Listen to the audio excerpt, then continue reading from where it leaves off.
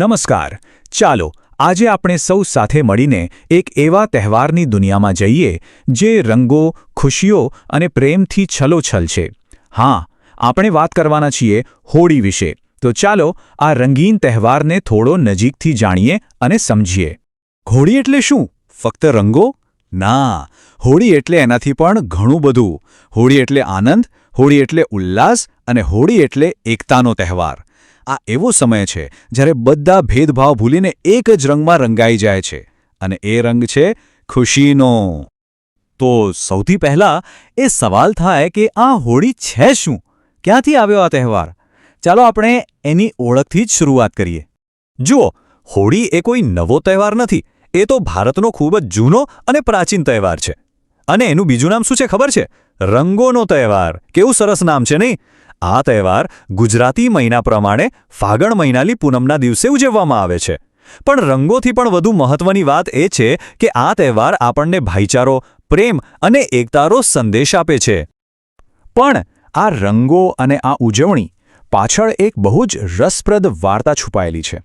એક એવી વાર્તા જે આપણને ભક્તિ અને શ્રદ્ધાની તાકાત બતાવે છે. ચાલો આપણે એ વાર્તા સાંભળીએ. પ્રહલાદની કથા. તો આ વાર્તામાં બે મુખ્ય પાત્રો છે. એક બાજુ છે આપણો હીરો પ્રહલાદ, ભગવાન વિષ્ણુનો પરમ ભક્ત, જે હંમેશા સત્યના માર્ગ પર ચાલતો. અને બીજી બાજુ એની ફોય હોળિકા. એને એક એવું વરદાન મળેલું હતું કે આગ પણ એને બાળી શકે નહીં, પણ એ હંમેશા પોતાના ખરાબ ભાઈની જ વાત માનતી. બસ અહીંથી જ ખરી વાર્તાની શરૂઆત થાય છે. થયું એવું કે રાજા હિરણ્યકશ્યપ ખૂબ જ ઘમંડી હતો. એ બધાને કહેતો, હું જ ભગવાન છું, મારી પૂજા કરો. પણ એનો પોતાનો દીકરો પ્રહલાદ તો ફક્ત ભગવાન વિષ્ણુની જ ભક્તિ કરતો.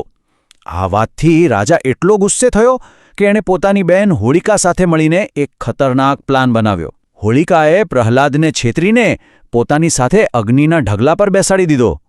પણ અહીં તો આખી બાજી જ પલટાઈ ગઈ. ભગવાન વિષ્ણુની કૃપાથી પ્રહલાદને આગની એક આંચ પણ ના આવી, અને પેલું વરદાન હોવા છતાં હોળિકા પોતે જે આગમાં બોલીને ભસ્મ થઈ ગઈ.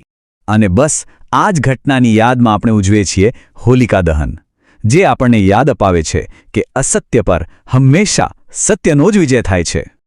આ દિવસે તમે જોયું હશે કે લોકો લાકડા અને સૂકા પાંદડા ભેગા કરીને સાંજે એક મોટી અગ્નિ પ્રગટાવે છે.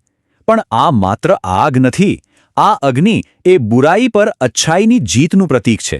એવું માનવામાં આવે છે કે આ અગ્નિમાં આપણી અંદરની બધી જ નકારાત્મકતા, બધા જ ખરાબ વિચારો બળીને ખાખ થઈ જાય છે. હોળિકા દહન પછી બીજો દિવસ એટલે ધૂળેટી. હા, આપણા સૌનો મનગમતો દિવસ. ચારે બાજુ ફક્ત આનંદ, ઉલ્લાસ અને રંગો જ રંગો. આ દિવસે તો લોકો એકબીજાને રંગી નાખે છે. કોઈ ગુલાલ ઉડાડે તો કોઈ પિચકારીથી રંગીન પાણીનો વરસાદ કરે. સાથે મળીને ગીતો ગવાય છે, ડાન્સ થાય છે. અને સૌથી સારી વાત શું છે ખબર છે? આ દિવસે લોકો જૂના ઝઘડા ભૂલીને નવી શરૂઆત કરે છે. અને હા, ઘૂઘરા જેવી મસ્ત મસ્ત મીઠાઈઓ વહેંચીને સંબંધોમાં મીઠાશ પણ ભળે છે.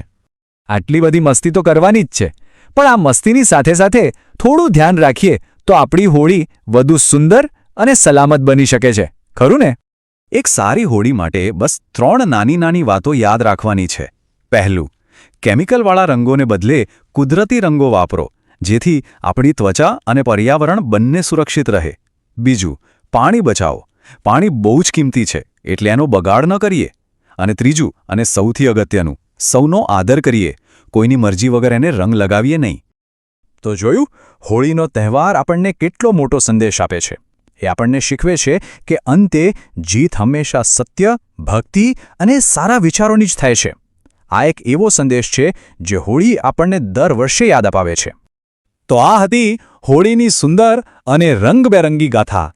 આ પ્રેમ અને આનંદના તહેવારની આપ સૌને ખૂબ ખૂબ શુભેચ્છાઓ. રંગોથી ભરેલી અને ખુશહાલ હોળી માણો.